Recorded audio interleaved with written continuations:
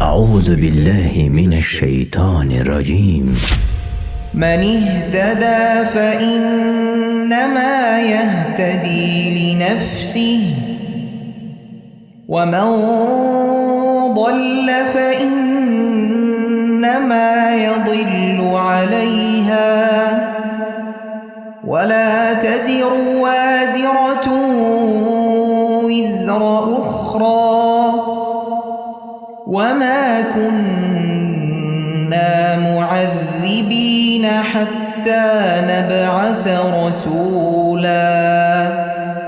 هر کی راه حق را دریابد سپس آن راه حق را پیروی نماید، فایده آن تنها برای خود او می رسد و هر کی از راه حق گمراه گردد و راه ضلالت را پیروی نماید، زیان آن تنها بر خود او باز می گردد و هیچ کس بار گناهان دیگری را بر خود نبردارد و ما هیچ قومی را عذاب نمی کنیم تا آنگاه که پیامبر بفرستیم.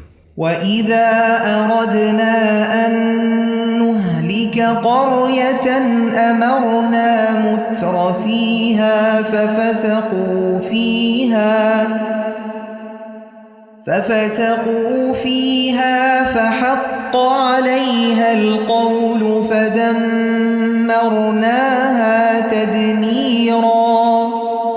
چون بخواهیم دهه را هلاک کنیم به سرکشان آنجا می فرماییم تا در آنجا نافرمانی کنند و آنگاه عذاب بر آنها واجب گردد و آن دهه را نابود سازیم. وَكَمْ أَهْلَكْنَا مِنَ الْقُرُونِ مِنْ بَعْدِ نُوحٍ وَكَفَى بِرَبِّكَ بِذُنُوبِ عِبَادِهِ خَبِيرًا بَصِيرًا.